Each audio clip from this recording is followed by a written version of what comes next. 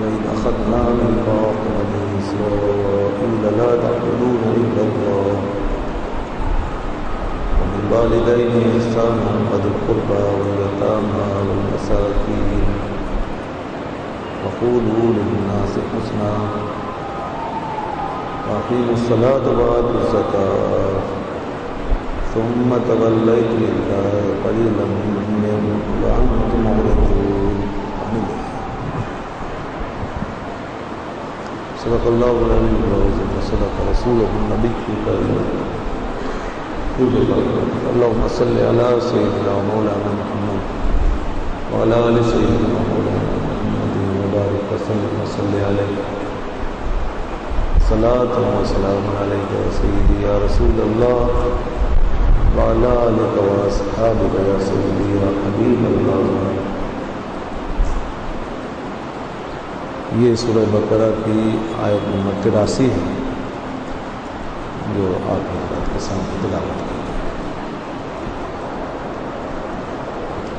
یہاں اس آیت مبارکہ میں اللہ تبارک و تعالی نے اپنے اس عہد کا ذکر فرمایا جو بنی اسرائیل سے لیا گیا. اور اللہ کا عہد جو ہوتا ہے وہ اس کی عبادت کا عہد ہوتا ہے، اس کی اطاعت کا عہد ہوتا ہے اور اس کے احکام کی پیروی اور بجا عملی کا عہد ہوتا ہے. اب چونکہ یہ باتیں جس طرح بنی اسرائیل کے لیے ضروری تھی اور ان کے لیے عہد و میثاق تھی، اسی طرح یہ باتیں ہمارے لیے بھی ضروری ہیں اور ہمارے لیے بھی عہد و میثاق کی طرح، اور ان پر بھی ہم اسی طرح عمل اور ہم بھی ان باتوں پر اسی طریقے سے عمل کرنے کے پابند ہیں جس طرح بنی اسرائیل. پھر یہ ایک بڑا جامع قسم کا عہد ہے. یہاں کئی باتیں ایک ساتھ جمع کر دی گئی. اللہ کی بندگی کا بھی یہاں پر ذکر ہوا اور بندوں کے حقوق کا بھی تذکر. بدنی عبادات کا بھی ذکر ہوا اور مالی عبادت کا بھی حکم، اور بندوں میں پھر رشتہ دار، اعزاء، اقرباء، ضرورت مند تمام لوگ، اس طرح ہر ایک کے حق کے حوالے سے یہاں پر اللہ نے اپنی مرضی اور منشا اور اپنی شریعت اور دین کا حکم ہمیں عطا فرمایا. اللہ تعالیٰ ہم سے کیا چاہتا ہے، اس کی کتاب ہم سے کیا چاہتی ہے اور کس بات کا تقاضا کرتی ہے، یہ بات یہاں پہ ہمیں بیان کی گئی. فرمایا اور یاد کرو جب ہم نے پختہ وعدہ عہد لے لیا بنی اسرائیل سے.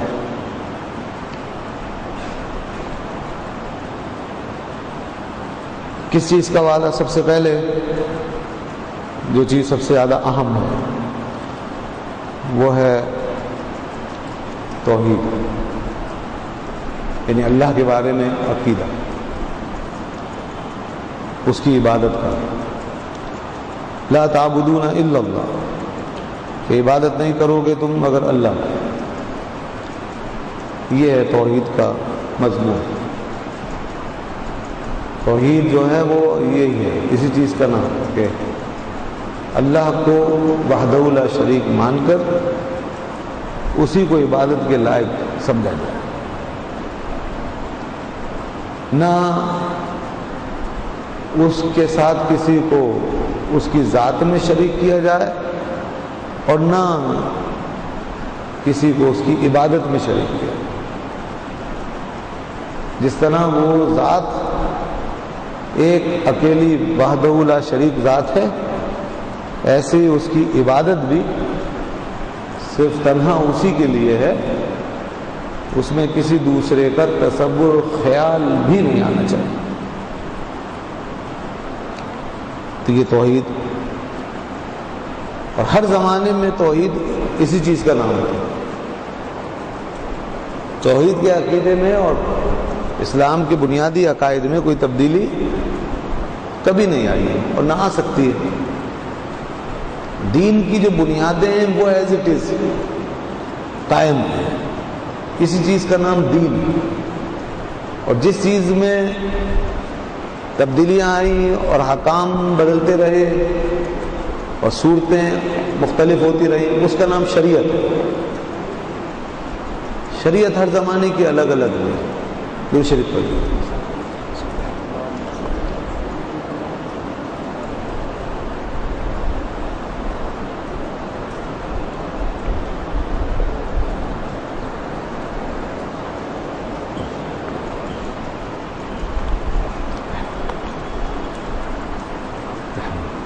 تو شریعت کی نقطہ نظر سے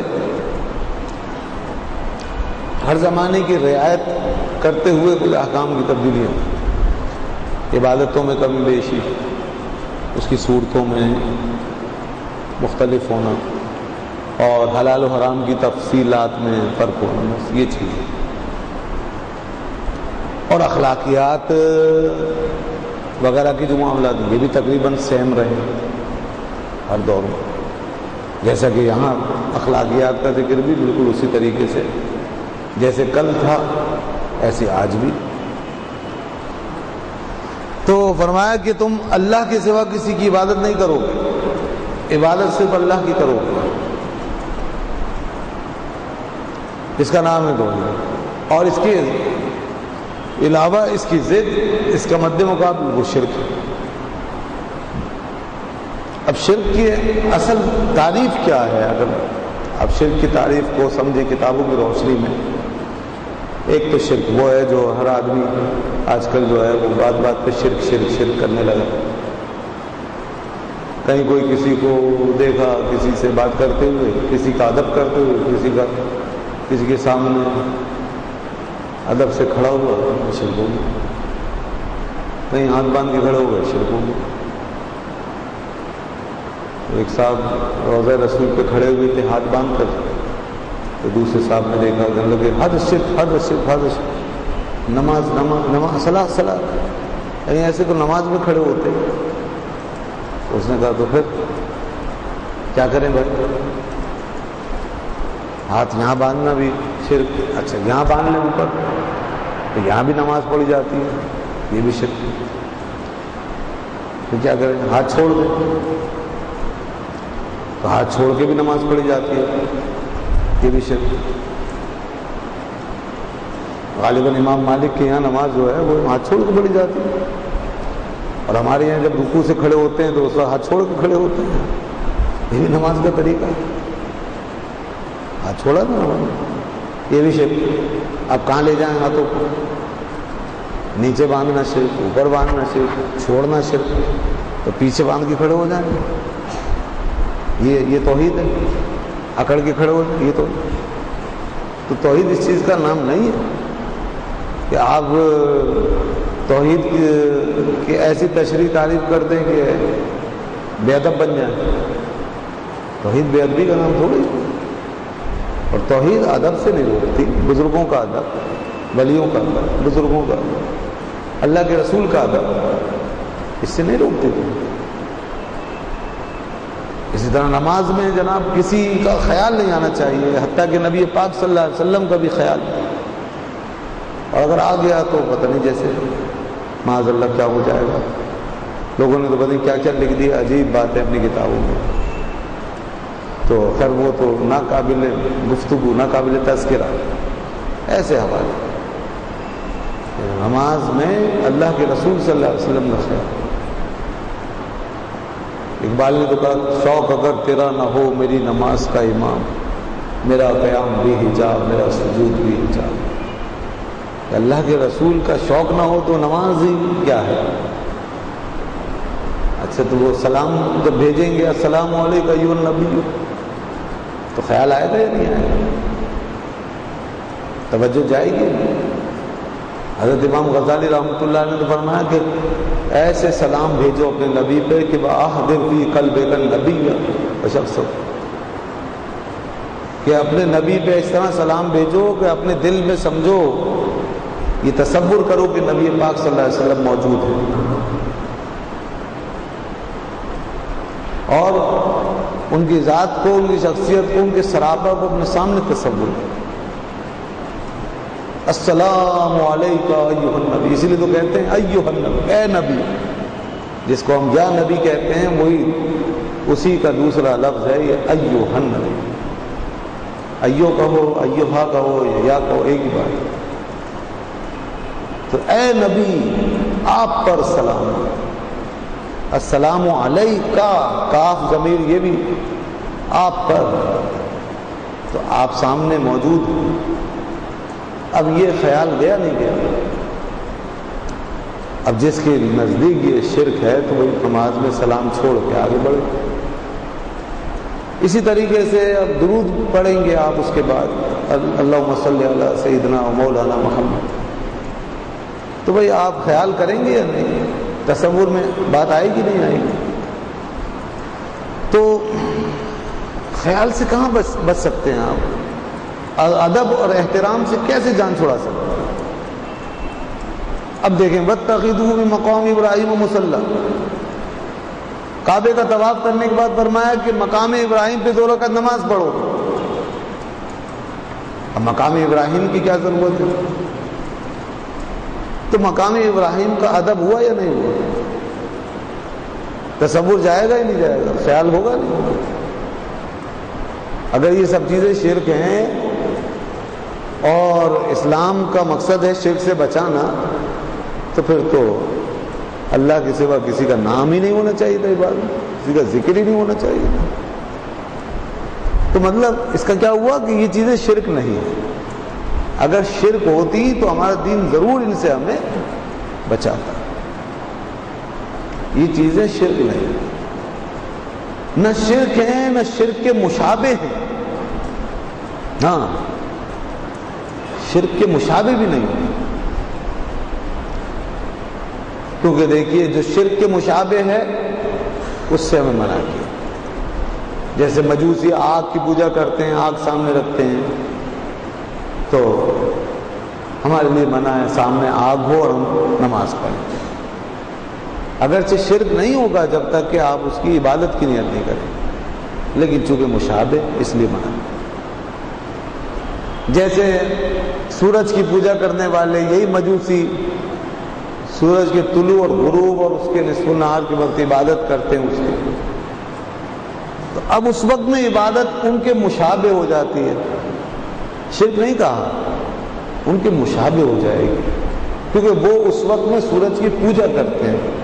تو اس لیے سورج جب طلوع کرے تو نماز نہ پڑھو، جب غروب ہو تو نماز نہ پڑھو، جب سر پہ چڑھا ہو تو نماز نہ پڑھو، منع ہے 3 اوقات میں نماز نہ پڑھو۔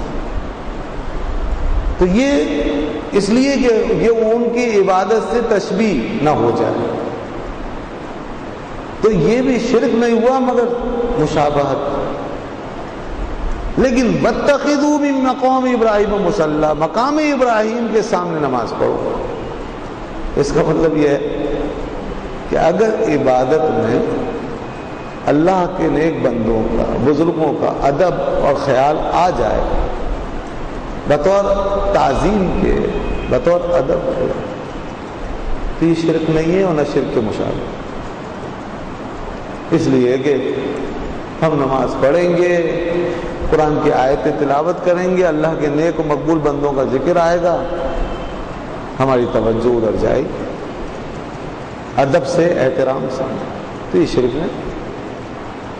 جب معانی اس کے سامنے آئیں گے تو وہاں توجہ جائے گی، تو یہ شرک نہیں ہے۔ تو اس لیے یاد رکھیے گا کہ توحید کا مطلب یہ نہیں ہے کہ اپنے دماغ سے کسی بھی قسم کا ادب اور کسی بھی قسم کی تعظیم کو کھرچ کے پھینکو، نکال دو باہر اور ایک دم کھرے کھرے ہو جاؤ بس، اور کہیں بھی کسی کے ادب کی بات ہو فوراً فتویٰ لگاؤ، شرک شرک شرک۔ یہ توحید نہیں ہے۔ توحید ہمیں ایک اللہ وحدہ لا شریک کا تصور دیتی کہ واجب الوجود صرف ایک ہے اور عبادت کے لائق صرف ایک ہے. معبود اس کو سمجھو، عبادت اس کی کرو، بس یہ ہے توحید کا تقاضا. اس کا مطلب یہ کب ہے کہ اس کو بھی نہیں مانو، اس کو بھی نہیں مانو، اس کی بے ادبی کرو، اس کی بے ادبی کرو، اس سے جان چھوڑاؤ، اس سے جان چھوڑاؤ، اس سے بھاگو، اس سے بچو. حضرت عبداللہ ابن مسعود رضی اللہ عنہ، مسلم شریف کی حدیث ہے، کہتے ہیں میں حضور کے پیچھے کھڑا ہو گیا نماز میں. حضور نے نماز لمبی ادا فرمائی، نفل نماز تھی، لمبی تلاوت فرمائی. میں کہا پیر ان کے کمزور تھے، پتلے تھے، دکھنے لگے. کہنے لگے کہ میرے دل میں ایک برا خیال ہے. اور وہ برا خیال کیا تھا؟ کس کو برا کہہ رہے ہیں؟ کس خیال کو؟ وہ خیال یہ تھا کہ میں نے سوچا میں بیٹھ جاؤں. اس کو برا خیال کہہ رہے. کیوں؟ اس لیے کہ یہ بے ادبی تھی. دیکھیں اب آپ نماز کے اندر سوچا کہ بیٹھ جاؤں، میرے پیر تھک گئے، دکھ گئے. لیکن میں نے کہا کہ نہیں، کہ کیسے ہو سکتا ہے کہ حضور کھڑے ہوں اور اے ابن مسعود تم بیٹھ جاؤ. تو میں نے اس خیال کو نکالا اور میں کھڑا رہا صرف اس وجہ سے کہ میرے آقا بھی کھڑے ہوئے تھے. اب بتائیے، اب نماز میں عین عبادت کی حالت میں رسول اکرم صلی اللہ علیہ وسلم کی تعظیم اور ادب کا خیال بھی ساتھ ساتھ چل رہا ہے. اب جو قیام ہے اس کی ایک جہت اللہ کی طرف یعنی عبادت والی، اور ادب اور احترام کی جہت رسول اللہ کی طرف. تو یہ جائز ہے. عبادت صرف اللہ کی ہو سکتی ہے، تعظیم بندے کی بھی ہو سکتی ہے. تو وہ اللہ کے رسول ہی اس کے مستحق ہیں جن پہ نماز میں سلام، جن پہ نماز میں درود، جن کی اداؤں کا نام نماز، جن کی تسبیحات کا نام نماز، جن کے ذکر فرمانے کا نام نماز، اور جن کے طریقے کا نام نماز. تو یہ نماز یہ اللہ کے رسول صلی اللہ علیہ وسلم کی عظمت و شان کے منافی نہیں. عبادت صرف اللہ کی ہے. تو ادب اور احترام بہرحال اس عبادت کے ساتھ ساتھ جاری رہ سکتا ہے. وہ جب علالت کے دن ہوئے اور چند دنوں کی نماز گھر میں ادا فرمائی کاشانہ اقدس میں، حضرت ابوبکر صدیق رضی اللہ عنہ کو یہ شرف حاصل ہوا. کیا بات تھی حضرت ابوبکر صدیق. صبح جمعرات کو آ رہا یوم صدیق اکبر. اب جو جمعرات ہے سیدنا حضرت ابوبکر صدیق رضی اللہ عنہ، یہاں سے پتہ چلتا ہے کہ حضرت ابوبکر کیا ہے. ثانی اثنین جو قرآن نے فرمایا تھا، کس طرح وہ ثانی اثنین بن بن کے جلوہ گر ہوتے رہے. غار میں بھی ثانی اثنین ہیں، مزار میں بھی ثانی اثنین ہیں، وہ نمازوں میں بھی ثانی اثنین ہیں، وہ سفر میں ثانی اثنین ہیں، حضر میں ثانی اثنین. فرمایا مرو ابا بکر ان یصلی بالناس، لوگوں سے کہو کہ ابو بکر سے کہیں کہ وہ نماز پڑھائیں. لوگ ابو بکر سے جا کر کہیں کہ ابو بکر میری جگہ نماز پڑھائیں. مرو ابا بکر. حضرت عائشہ صدیقہ رضی اللہ عنہ نے عرض کیا رسول اللہ انہو رقیق القلب، وہ تو بہت نرم دل ہیں، آپ کی جگہ کھڑے ہوں گے تو وہ برداشت نہیں کر سکیں گے. کیسے برداشت کریں گے آپ کی جدائی؟ آپ کو مصلی پر آپ کی جگہ کھڑے ہو کر جب وہ آپ کو نہیں پائیں گے اور وہ آپ کی جگہ آئیں گے تو یہ ان سے برداشت نہیں. تو پھر فرمایا مرو ابا بکر نہیں یصلی بالناس، نہیں ابو بکر سے ہی کہو وہی نماز پڑھائے. پھر عرض کیا یا رسول اللہ وہ بہت رقیق القلب، فرمایا نہیں انہی سے کہو وہی نماز پڑھائے، انہی سے کہو. اس کا مطلب ہے کہ ابو بکر کے ہوتے ہوئے رسول پاک صلی اللہ علیہ وسلم کو یہ گوارا نہیں ہے کہ کوئی حضور کا مصلی سنبھالے، حضور کا ثانی بنے، حضور کی نیابت نائب بنے۔ تو یہی وجہ ہے فرمایا لا ينبغي لقوم فیہ ابو بکر ان یؤمہم غیرہ، فرمایا کہ کسی قوم کے لیے یہ جائز نہیں ہے کہ اس میں ابو بکر جیسا شخص موجود ہو اور ان کی جگہ کوئی دوسرا لوگوں کی امامت کرے، جائز نہیں، بالکل واضح طور پر فرما دیا یؤمہم غیرہ، ابو بکر کے علاوہ کوئی دوسرا امامت نہیں کر سکتا۔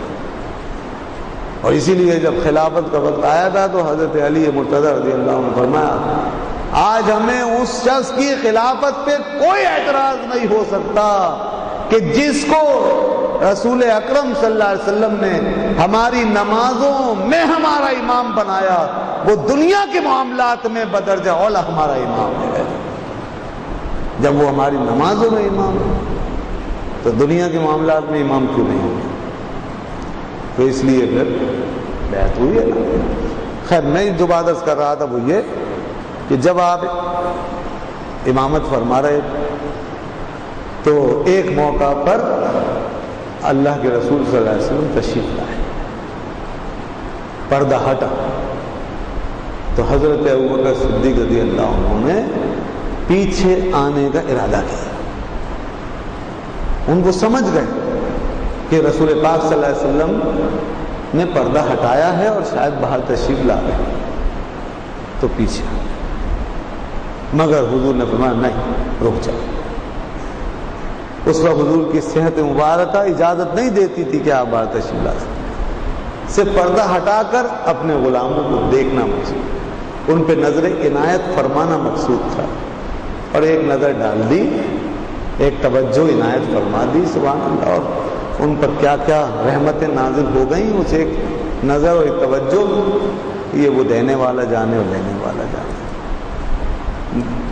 صحابہ نے زیارت بھی کی عین نماز کی حالت میں، یہ بخاری میں اب الفاظ ہیں، ذرا غور کیجیے، صحابہ کی ساری توجہ نظریں سب ادھر، بائیں ہاتھ پر وہ پردہ ہٹا تھا، وہیں حجرہ تھا، سب ادھر دیکھنے لگے، سب کی توجہ ادھر، اور کہتے ہیں اب جو الفاظ ان کے تھے کہ کیا دیکھا انہوں نے، وہ کہتے ہیں کأن وجہہ برکت مصحف، ہم نے دیکھا ایک ایسا چہرہ کہ جو کھلے ہوئے قرآن کی طرح لگ رہا تھا، ہمیں ایسا لگ رہا تھا جیسے اللہ کی کتاب کھلی ہوئی ہے، اور کیوں نہ لگے، اور اس سے اچھی اور بہترین تشبیہ کیا ہو سکتی؟ آپ کیا سمجھتے ہیں وہ اللہ کی کتاب کو اس طرح دیکھتے تھے جس طرح ہم دیکھتے ہیں؟ انہیں بھی کیا صرف سیاہ حروف نظر آتے تھے، کالی سیاہی نظر آتی تھی؟ انہیں بھی پیلے پیلے ورق اوراق نظر آتے تھے؟ اور اس وقت تو اتنی صاف ستھری اور نفیس شکل بھی نہیں ہوتی تھی، کھجور کے پتوں پہ اب لکھا جاتا تھا، بتائیے کیا کیفیت ہوتی ہوگی، یا مٹی کی پلیٹوں پر یا ہڈیوں پر، مجھے بتائیے بات۔ اب تو پھر بھی سفید کاغذ، وائٹ پیپر، کمپوزنگ، بہترین طباعت، یہ تو اب ہے نا۔ تو اب وہ ان کھجور کے پتوں پہ اور ہڈیوں پہ اس پہ دیکھ رہے ہیں مصحف، برکت و مصحف یہ ہے ان کے، تو وہ یہ تھوڑی دیکھتے تھے جو ہم دیکھتے ہیں، سیاہیاں نہیں نظر آتی تھی ان کو، یہ جو نور ہے نا، نور اللہ کی کتاب کا نور، صحابہ کی نظریں یہاں سے کام کرتی تھی، وہ آنکھوں سے نہیں دل کی نگاہوں سے دیکھتے تھے، انہیں یہ سیاہی نہیں اللہ کے نور کے جلوے دکھائی دیتے تھے، اس کلام میں، ان کلمات میں یہ نور دکھائی دیتا تھا۔ تو وہ جو نور کتاب اللہ میں نظر آتا تھا وہی نور رسول اللہ میں نظر آ رہا تھا۔ اس کو کہا انہوں نے کہ کان وجہہ برکت مصحف، گویا حضور کا چہرہ کھلا ہوا قرآن تھا، جس طرح قرآن میں نور نظر آتا ہے ایسے حضور کے چہرے میں نور نظر آ رہا تھا. تو اس لیے وہ حضرات غور کریں کہ جو قرآن کو تو نور مانتے ہیں مگر حضور کو نور ماننا نہیں چاہتے. تو غور کر لیں, صحابہ نے تو وہ نور دیکھ بھی لیا اور ہم ابھی یہی سوچ رہے ہیں کہ نور کہیں یا نہ کہیں. نور اللہ کہنے میں شرک تو نہیں ہو جائے گا؟ بتائیے. انہوں نے تو دیکھ بھی لیا اور بتا دیا کہ جو نور قرآن میں ہم دیکھتے ہیں وہی نور ہم نے رسول پاک کے چہرے میں دیکھا. اب نماز میں دیکھا اور پلٹ کے دیکھا اور چہروں کو پھیر کے دیکھا اور قبلے کو چھوڑ کے دیکھا, یہ سب کچھ کر کے دیکھا, تو اب مجھے بتائیے کتنی ادب اور تعظیم کی باتیں گناؤں میں اس میں. 1 ادب, 2 ادب, 3 ادب, 4 ادب, 5 ادب, ظاہر میں, باطن میں, صورت میں, معنی میں, سراپا ادب. ایک طرف اللہ کی عبادت ہے اور دوسری طرف رسول اکرم کی تعظیم, تکریم اور آپ کا ادب, دونوں ساتھ ساتھ چل رہے ہیں. تو اس لیے یاد رکھیں کہ توحید ادب سے نہیں روکتی. اللہ تعبدو الا اللہ, یہ جو حکم ہے کہ نہ عبادت کرو مگر اللہ کی, اس کا مطلب یہ نہیں ہے کہ اللہ کی عبادت اس وقت تک نہیں ہوگی جب تک کہ سب کی گستاخیاں نہیں کر دو گے, خدا نخواستہ, نعوذ باللہ. اس کا مطلب یہ نہیں ہے. تو اس لیے یہ اللہ کی عبادت, اس کا مفہوم سمجھ لیں, اور شرک کس کو کہتے ہیں یہ سمجھ لیں. شرک کی تعریف جو علامہ تفتزانی علیہ رحمہ کی کتاب, مشہور کتاب ہے جو سارے مدرسوں میں پڑھائی جاتی ہے, اس کا نام ہے شرح عقائد نصفی. یہ کتاب ذہن میں رکھیں, یہ عقیدے کی کتاب ہے, علم کلام کی, عقائد کی, عقائد اسلامیہ کی. اس کے بغیر علماء عالم نہیں بنتے, یہ سمجھ لیں آپ. اور اس کتاب کے جو عقائد ہیں یہی جمہور اسلام کے اور تمام اہل سنت کے عقائد ہیں, اس کتاب میں جو عقائد لکھے ہوئے ہیں. اور یہ دور صحابہ سے اب تک اور قیامت تک کے لیے اہل اسلام کے عقائد یہی ہیں. جو ان عقائد سے ہٹا وہ گمراہ ہو گیا. اس میں یہ شرک کی جو تعریف ہے وہ سمجھ لیجئے کیا لکھی ہے. وہ فرماتے ہیں الاشراک, شرک کرنا کس کو کہتے ہیں؟ اثبات الشریک فی الالوہیت, اثبات الشریک فی الالوہیت بمعنی وجوب الوجود, بمعنی وجوب الوجود کما للمجوس. پہلی بات کہتے ہیں کسی کو اللہ تعالیٰ کی الوہیت میں شریک کرنا اس طریقے سے کہ اسے واجب الوجود مانا جائے.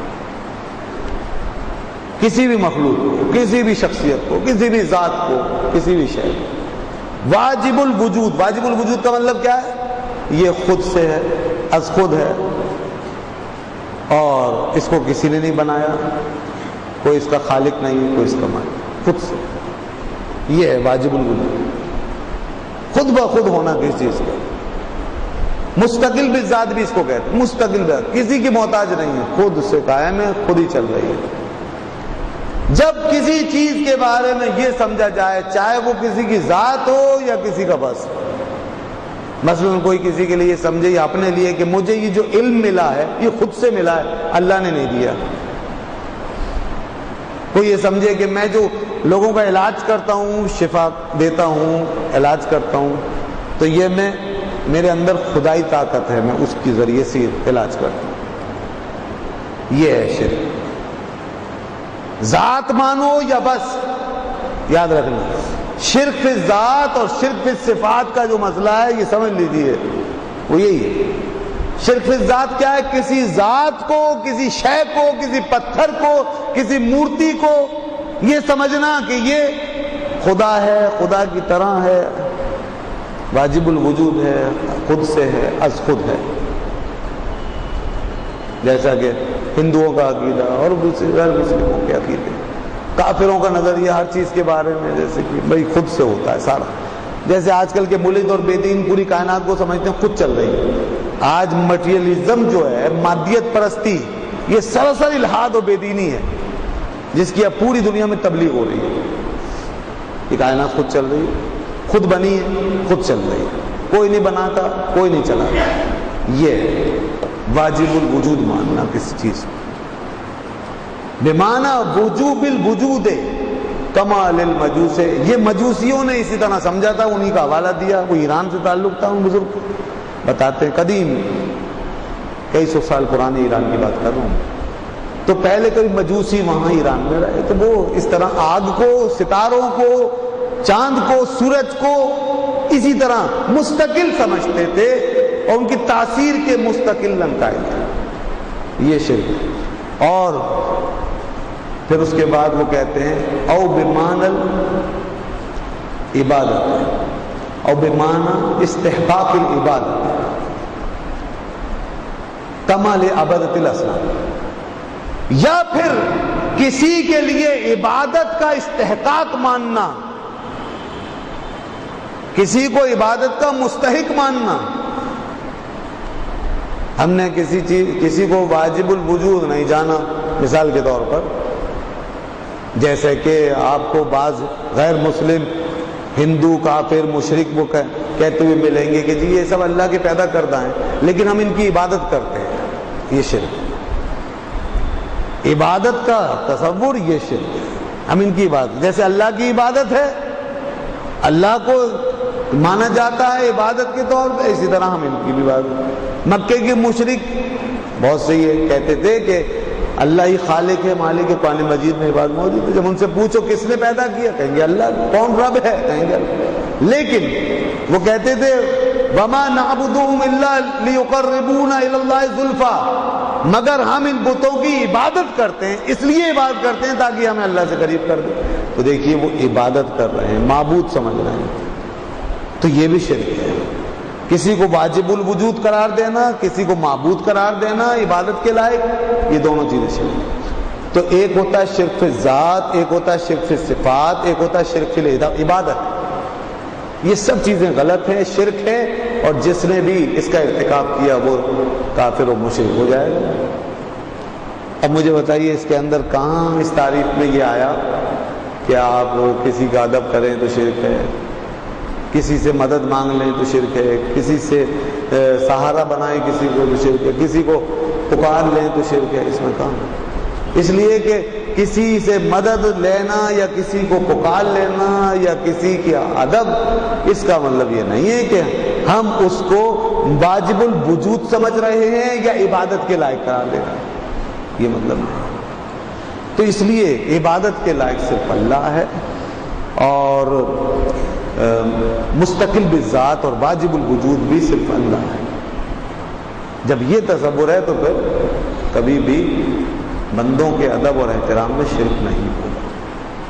ہاں عبادتوں کی بعض صورتیں ایسی ہیں جو چیزیں اللہ کے لیے بطور عبادت کے ہیں، وہ بعض صورتوں میں اللہ کے ساتھ اس طرح خاص ہیں کہ کسی دوسرے کے لیے ادب اور تعظیم کے طور پہ بھی ان کو نہیں کر سکتے، جیسے سجدہ، جیسے رکوع، جیسے کسی کے آگے زمین چومنا. یہ ایسی صورتیں ہیں کہ کسی اور کے ساتھ بطور تعظیم کے بھی نہیں کر سکتے. عبادت کے طور پر تو ہو ہی نہیں سکتا کسی بھی صورت میں. لیکن اب اس شریعت میں سجدہ تعظیمی بھی حرام ہے. اس سے پہلے شریعتوں میں سجدہ تعظیمی کی اجازت تھی. یہ تو قرآن میں موجود ہے. اس شریعت میں سجدہ تعظیمی حرام. تو اس لیے یہ صورت ہے. لیکن اگر یوں ہاتھ باندھ کے کھڑے ہو جائیں ادب کے لیے نہ کہ عبادت کے لیے تو یہ منع نہیں. یہ منع نہیں. اگر کسی کے احترام میں قیام کریں تو یہ منع نہیں. اگر دو زانو ایسے بیٹھے کسی کے سامنے ادب سے شاگرد استاد کے آگے تو تعظیم کے لیے، عبادت کے لیے نہیں، تو یہ منع نہیں. یہ سب ثابت ہے. تو خیر اس پر اور بھی کئی باتیں دلائل وغیرہ موجود ہیں. تو میں نے جو بات عرض کرنی تھی وہ یہ کہ شرک کی یہ تعریف یاد رکھیں کہ جب کسی کو واجب الوجود سمجھا جائے مستقل بذات یا عبادت کے لائق تو ان دو صورتوں میں شرک ہوتا ہے، ورنہ شرک نہیں. اور جب بندہ سمجھے کسی کو مخلوق سمجھے، بندہ سمجھے، خدا کی طرف سے ہی جانے، اس میں جو کچھ بھی مانے کہ یہ اللہ نے دیا، اللہ ہی کا عطا کردہ، اسی کے پیدا کرنے سے، اسی کے اذن سے، اور اس طور پہ اس کا ادب کرے، احترام کرے، تو یہ کوئی اس میں حرج کی بات نہیں ہے، کوئی اس کے اندر شرک والی بات نہیں ہے، یہ بالکل جائز ہے۔ جیسا کہ نبی پاک صلی اللہ علیہ وسلم کا ادب اور احترام عین حالت نماز میں نے ابھی ثابت کر دیا، تو بندہ سمجھ کے ہی لوگوں نے ادب کیا تھا، خدا یا معبود سمجھ کے نہیں، اور ادب کے طور پہ کیا تھا، عبادت کے طور پہ نہیں کیا تھا۔ اس کے بعد آئیے جناب، یہ تو ہے عبادت کا حکم کہ سب سے پہلے عبادت اللہ کی، اس کے بعد وبالوالدین احسانا، اور پھر فرمایا کہ والدین کے ساتھ احسان کرو، یہ دوسرا حکم۔ اپنی عبادت کے ساتھ ملا کے فرمایا کہ میری عبادت کرو اور والدین کے ساتھ احسان کرو۔ دیکھ رہے ہیں آپ والدین کا مقام، والدین کا مرتبہ، والدین کو اللہ نے کتنی بزرگی عطا کی ہے، اتنا بڑا مقام ہے کہ اللہ تعالیٰ نے اپنی عبادت کے بعد دوسرے نمبر پہ والدین کی خدمت، اطاعت اور ان کے ادب اور احترام کا حکم دیا ہے۔ احسان کا مطلب کیا کیا ہے؟ ادب بھی ہے اور ان کی خدمت بھی ہے، ان سے محبت بھی ہے اور ہمدردی بھی ہے، اور ہر اس بات سے بچنا ہے جس سے ان کو اذیت پہنچے، تکلیف پہنچے۔ والدین کو اذیت پہنچانا اور تکلیف پہنچانا سخت حرام ہے۔ تو یہاں اپنی عبادت کے ساتھ والدین کی خدمت اور ان کی اطاعت کا حکم دیا گیا۔ اس کا مطلب یہ ہوا کہ بڑی مناسبت پائی جاتی ہے والدین کی خدمت و اطاعت میں اور اللہ کی عبادت میں، ہے بڑی مناسبت ہے۔ وہ کیسے؟ وہ ایسے کہ دیکھیے جس طریقے سے اللہ کی عبادت تمام بندوں پر بلا تفریق بغیر کسی فرق کے لازم ہے، اسی طرح والدین کی اطاعت اور خدمت بھی تمام بندوں پر بلا تفریق اور بغیر کسی فرق کے لازم ہے جناب۔ جس طرح اللہ کی عبادت کے سامنے کوئی بڑا اور چھوٹا نہیں، کوئی امیر کوئی غریب نہیں، کوئی حاکم کوئی محکوم نہیں، کوئی گورا کوئی کالا نہیں، کوئی پڑھا لکھا کوئی ان پڑھ نہیں، کوئی فرق نہیں، سب کے لیے اللہ کی عبادت لازم، ہر بڑے کے لیے اور چھوٹے کے لیے، ہر امیر کے لیے اور غریب کے لیے، حتیٰ کہ ہر نبی کے لیے اور ولی کے لیے ان کے بھی لازم ہے اللہ کی عبادت۔ اسی طریقے سے والدین کی خدمت، والدین کے ساتھ ہمدردی، احسان، شفقت، محبت، اس میں بھی کوئی فرق نہیں ہے، چاہے کوئی اولاد چھوٹی ہو بڑی ہو، سفید ہو سیاہ ہو، امیر ہو غریب ہو، حاکم ہو محکوم ہو، نبی ہو ولی ہو، حتیٰ کہ اپنے نبیوں کو بھی حکم دیا کہ اپنے والدین کی خدمت بجا لائیں، ان کے ساتھ احسان فرمائیں۔ جناب حضرت عیسیٰ علیہ السلام، حضرت یحییٰ علیہ السلام، برم بوالدتی، میرے رب نے مجھے حکم دیا ہے کہ میں اپنی والدہ، عیسیٰ علیہ السلام فرما رہے ہیں، اپنی والدہ کے ساتھ حسن سلوک کروں۔ اللہ کا نبی مگر والدہ کے لیے حسن سلوک، یہاں تک کہ بی بی حلیمہ سعدیہ تشریف لاتی اور رسول کائنات صلی اللہ علیہ وسلم تشریف فرما ہوتے تو رضائی ماں تھی، رضائی ماں، مگر رضائی ماں بھی ماں کی طرح ہے، حضور کھڑے ہو جاتے تھے، صبح کھڑے ہو جاتے تھے، اپنی چادر بچھا دیتے تھے اور ادب سے اپنی ماں کو، والدہ ماجدہ کو بٹھاتے تھے چادر پہ۔ یہ ہے۔ پھر حضرت ابوبکر صدیق کا ذکر آتا ہے، مکہ فتح ہوا تو سیدنا صدیق اکبر رضی اللہ عنہ اپنے والد کو، جو ابو قحافہ جن کا نام، سفید ہو گئے تھے بالکل اور اچھی خاصی عمر ہو گئی تھی، 70 سال سے بھی اوپر، حضور کی خدمت میں لے کے حاضر، بینائی بھی متاثر ہو گئی تھی، اس حالت میں ہاتھ پکڑے لیے آ رہے تھے۔ حضور نے فرمایا کہ ابو بکر تم نے اس بوڑھے باپ کو کیوں تکلیف دی؟ مجھے بتا دیا ہوتا میں خود آ جاتا وہاں تمہارے والد سے ملنے کے لیے، لیکن حضرت ابوبکر نے تو اپنے ایمان کے تقاضے کے تحت کام کیا تھا، ایمان کا تقاضا تو یہ ہے نا کہ سب سے پہلے اللہ کے رسول کا ادب اور احترام، مگر یہاں اللہ کے محبوب صلی اللہ علیہ وسلم نے والدین کے مقام کو بھی ہائی لائٹ کر دیا، تو پھر وہ کلمہ پڑھا اور وہ مسلمان ہوئے۔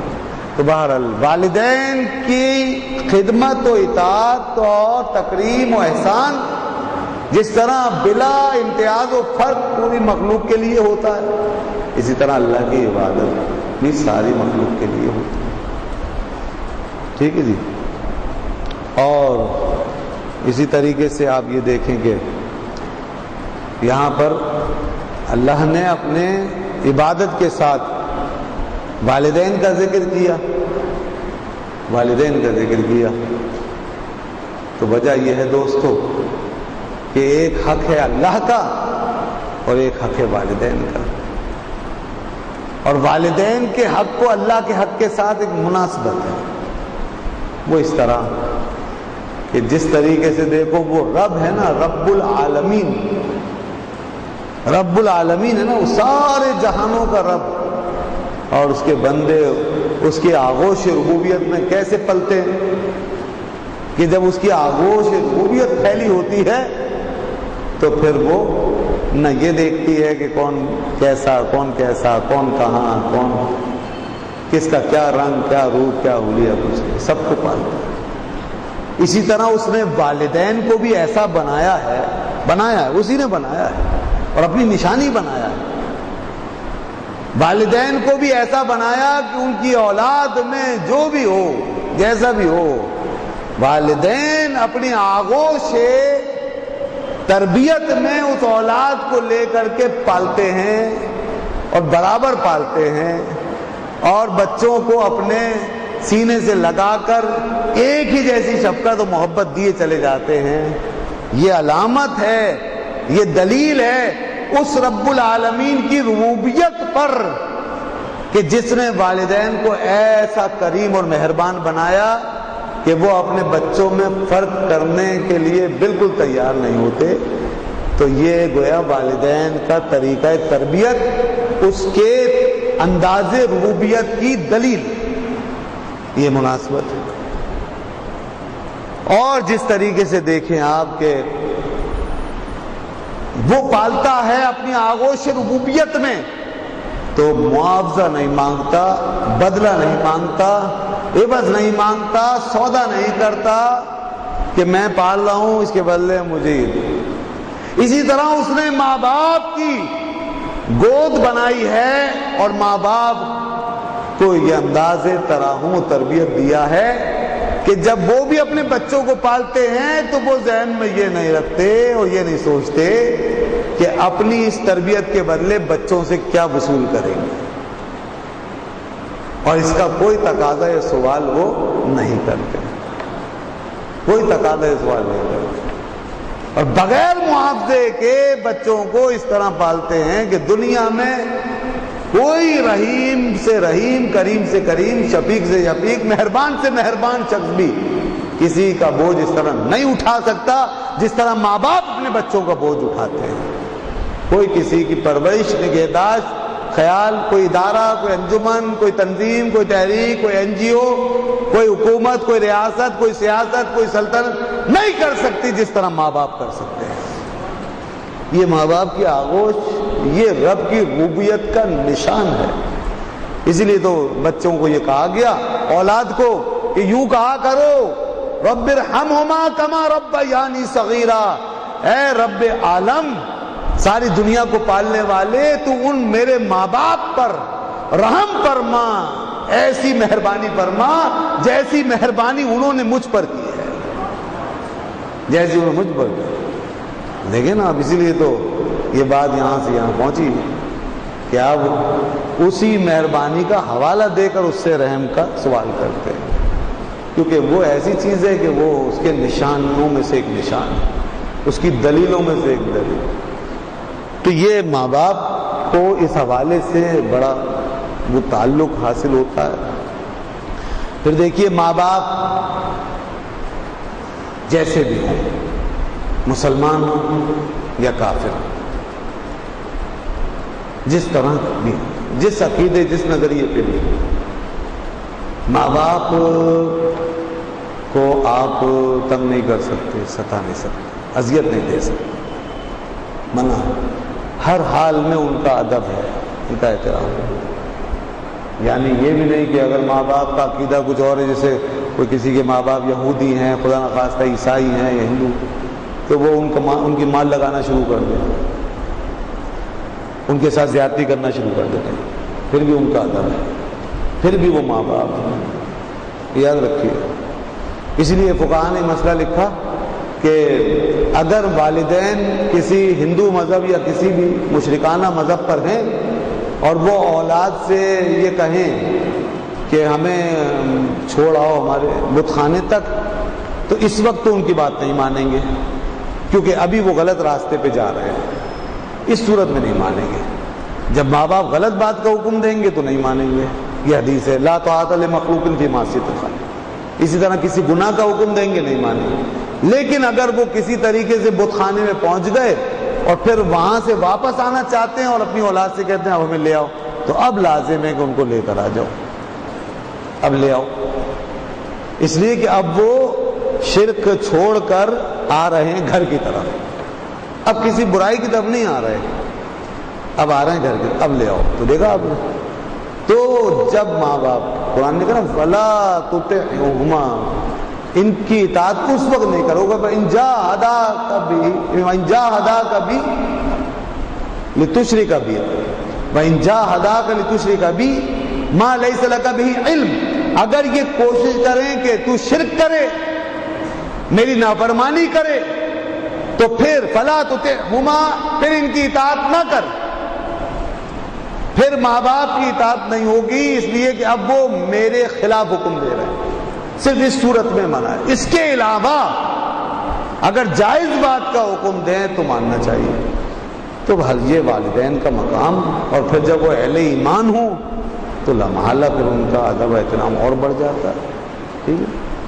تو اس لیے دوستو، آج کے اس دور میں والدین کا ادب اور احترام بھی ختم ہو گیا، اور والدین کے حقوق بھی لوگوں نے اب پامال کرنا شروع کر دیے، جس کی وجہ سے اولادیں اکثر ان کو ذلت و خواری دیکھنی پڑتی ہے، اور زندگی میں بڑی نحوست ان کے ہم دیکھتے ہیں، ناکامیاں آتی ہیں اور بڑے خوار ہوتے ہیں، کیونکہ والدین کا دل دکھانے کے بعد کوئی دنیا میں آرام سے نہیں رہ سکتا، اور مرنے کے بعد بھی اس کو سکون نہیں ملے گا۔ تو ایک بات یاد رکھیے گا کہ یہ بات تو کم از کم لازمی ہے ہر ایک پر کہ بچہ اپنے ماں باپ کو اذیت نہیں دے سکتا۔ قرآن نے ایک جگہ فرمایا فلا تقل لهما اف، اگر تجھے ماں باپ کچھ کہیں، کوئی بات کریں اور تو تنگ آ چکا ہو ان کی بات کرنے سے، ان کے بڑھاپے سے، ان کی کسی معذوری سے، ان کی بیماری سے، تو بھی تجھے اجازت نہیں ہے کہ تو ان کے جواب میں اف زبان سے نکالے۔ بلا تنہر ہوما، اور ان کو جھڑک نہیں سکتا، ڈانٹ نہیں سکتا، تو یہاں تک منع ہے، نہ جھڑکو، نہ ڈانٹو، نہ زبان سے اف نکالو۔ مخفض لهما جناح الذل من الرحمہ، تجھے صرف ایک کام کرنا، ان کے آگے اپنے بازو بچھا کے رکھنے ہیں بس۔ وہ ڈانٹیں، جھڑکیں، ماریں، بد کلامی کریں، تیرے ساتھ سختی کریں، شدت کریں، کچھ بھی کریں، بڑھاپے کو پہنچے، بڑھاپا تو تیرے لیے نعمت ہے، اس بڑھاپے میں اور ان کی معذوری میں اگر تو نے ان کی خدمت کر لی تو حدیث پاک میں جنت واجب ہو گئی، جنت واجب ہو گئی۔ یہ تو وہ موقع ہے، فرمایا جو اس موقع پر جنت نہ کمائے، اپنے ماں باپ میں سے کسی کو بوڑھا پائے جنت نہ کمائے، تو وہ تباہ ہو جائے، ہلاک ہو جائے، برباد ہو جائے۔ یہ جبرائیل علیہ السلام نے بددعا فرمائی اور حضور نے فرمایا آمین۔ اتنا بڑا موقع ہوتا ہے ہمارے لیے، ہم کیا اسی موقع پہ اکثر فیل ہو جاتے ہیں امتحان۔ وہ ایک شخص تھا نوجوان، اس کا انتقال ہونے لگا، نزا کا عالم تھا، جان نہیں نکل رہی تھی، جان پر بڑی تکلیف۔ لوگ آئے بارگاہ رسالت میں، اللہ کے رسول صلی اللہ علیہ وسلم تشریف لے گئے، دیکھا حال، حضور نے فرمایا کہ اس کا کیا حال تھا، یہ کیسے اعمال تھے؟ اس کے لوگوں نے کہا بہت اچھے اعمال تھے، نمازی تھا، پرہیزگار تھا، ہم تو اسے اچھی حالت میں دیکھتے ہیں۔ اچھا، فرمایا اس کے ماں باپ میں سے کوئی زندہ ہے؟ کہا جی ہاں، اس کی ماں زندہ ہے۔ تو کہا کہ یہ اپنی ماں کے ساتھ کیسا تھا؟ حضور ماں کے ساتھ تو یہ بڑی بد کلامی کرتا، ماں کا اکثر دل دکھاتا تھا، ماں کو تو اس کی بڑی شکایت، پر ماں بس یہی وجہ ہے، آج اس کی جان پھنس گئی، جاؤ اس کی ماں کو بلاؤ۔ اس کی بوڑھی ماں کو بلایا گیا، فرمایا کہ اس کو معاف کر دے، تیرا بیٹا ہے، دیکھ جہاں کنی کی حالت۔ اس نے کہا یا رسول اللہ، اس نے مجھے بہت ستایا، بہت دکھ دیا ہے، میرا دل نہیں کرتا میں اسے معاف کروں۔ کہا اچھا تو پھر ایسا ہے کہ لکڑیاں جمع کرو، لوگوں سے فرمایا لکڑیاں لاؤ اور آگ کا انتظام کرو۔ اس نے کہا یا رسول اللہ اس کا کیا کریں گے؟ فرمایا لکڑیاں جلا کے اس کو اس پہ جلا دیں گے، یہی کریں گے، پھر کیا کریں گے؟ تم معاف نہیں کرتی تو اس کو جلنا ہی ہے، تو اس کو جلا دیں۔ اس نے کہا یا رسول اللہ یہ تو میں نہیں دیکھ سکتی، یہ دیکھیں ماں ہوتی ہے نا بالآخر، یہ میں نہیں دیکھ سکتی۔ کہ فرمایا کہ جب تو یہ نہیں دیکھ سکتی کہ دنیا میں اس کو جلایا جائے تو یہ برداشت کر لے گی کہ یہ مرنے کے بعد قبر میں جلے جہنم کی آگ میں، آخرت کی آگ میں؟ وہ آگ تو اس سے بھی زیادہ چلی، لہذا معاف کر دے اس کو۔ اگر تو چاہتی ہے کہ یہ آگ میں نہ جلے، دنیا کی آگ میں تو اسے نہیں دیکھنا چاہتی تو جہنم کی آگ میں کیسے برداشت کرے گی؟ اس نے کہا یا رسول اللہ میں نے اسے معاف کر دیا، میں نے اپنا حق معاف کر دیا۔ اس کے بعد اس نے لا الہ الا اللہ پڑھا اور پھر وہ اس کی روح بڑے آرام سے پرواز کر گئی۔ یہ ہے معاملہ، یہاں تک بات پہنچ جاتی ہے۔ اگر ماں باپ کا دل دکھا ہوا ہے تو دوستو کہیں آخری وقت میں ایسا نہ ہو کہ اس منہ سے کلمہ نکلنا بھی مشکل ہو جائے، جہاں گلی میں حالت سخت ہو جائے۔ تو اس لیے انسان بڑا نادان ہے، نہیں سمجھتے ہم یہ اللہ کا فیصلہ ہے۔ ذرا دیکھو اس کی کتاب کیا کہہ رہی ہے کہ فرماتا ہے میری عبادت کرو اور ماں باپ کے ساتھ بھلائی کرو۔ اپنی عبادت کے ساتھ وہ شہنشاہ مطلق اپنی عبادت کے ساتھ ماں باپ کی خدمت کی بات کر رہا ہے۔ اس سے اندازہ کرو کہ ماں باپ کی خدمت اور ان کی اطاعت اور ان کے ساتھ بھلائی کتنی اہمیت کی بات ہے یہ، اور کتنی ضروری چیز ہے، اور اس کا مقام اللہ کے یہاں کتنا بڑا ہے۔ ایک حدیث میں آیا، آقا دو عالم صلی اللہ علیہ وسلم فرمایا بے شک رب کی رضا ماں باپ کی رضا میں ہے اور رب کی ناراضی ماں باپ کی ناراضی میں ہے۔ اس لیے یہ عبادتیں، زہد، تقوی، پرہیزگاریاں، یہ سارا جتنا ہم کر رہے ہیں نا، کوششیں، مجاہدے، ریاضت، جب تک ماں باپ خوش نہ ہوں تو یاد رکھیے یہ سب معلق رہ جائے گا۔ تو ماں باپ کی کو اذیت نہیں پہنچا سکتے، تکلیف نہیں دے۔